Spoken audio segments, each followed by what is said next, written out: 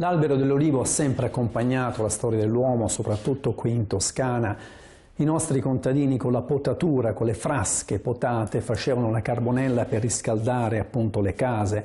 Con i noccioli dell'olivo, delle olive, venivano fatti materassi e cuscini. Adesso attualmente una ditta del nord crea questi cuscini con i noccioli delle olive per combattere l'artrosi cervicale, quindi le vecchie tradizioni che diventano moderne. Con l'olio lampante, che è la parte residua dell'olio d'oliva, venivano illuminate le nostre case, quindi ha sempre accompagnato la storia dell'uomo, ma soprattutto ha sempre curato tante patologie.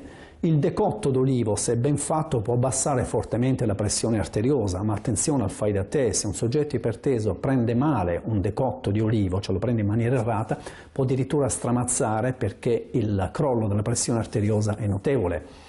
Una volta, durante la guerra, quando non c'era acqua a disposizione corrente, bollita in grandi quantità, veniva usato il decotto delle foglie d'olivo per sterilizzare i ferri chirurgici. Una volta le nostre nonne davano piccole tazzine di decotto d'olivo per combattere appunto la febbre, per combattere il mal di testa. Adesso si sa che il decotto di foglie d'olivo è una delle armi più forti che abbiamo per combattere appunto la colesterolemia. Ma le foglie d'olivo si possono usare anche in cucina. Mettere durante la cottura della zuppa di legumi una o due foglioline, soprattutto di quelle tenere, fresche, di olivo, vuol dire praticamente dare quel sapore amarognolo leggero, ma dare anche quei polifenoli e quelle molecole antitumorali che sono presenti appunto nelle foglie d'olivo. Dell'olio d'oliva poi non ne parliamo, si è sempre detto di tutto e di più. I meriti dell'olio d'oliva sono immensi, nutrizionali addirittura, davano molta energia.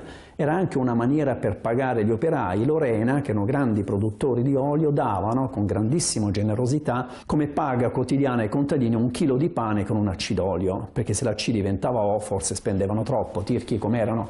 Quindi l'olio d'oliva anche come paga, l'olio d'oliva che adesso viene visto come alimento eccezionale per curare tantissime patologie. Abbassa fortemente il colesterolo, combatte la stipsi, quindi un cucchiaio d'olio d'oliva al mattino è veramente un toccasana, combatte le malattie di fegato.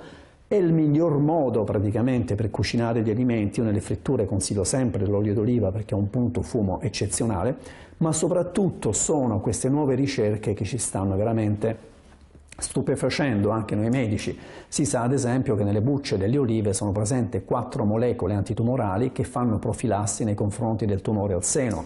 Si sa ad esempio che un uso corretto dell'olio d'oliva in questo periodo, quando è veramente fresco eccetera, può essere un'arma importantissima per combattere le patologie infiammatorie del colon. In poche parole, l'olio d'oliva deve essere sempre usato.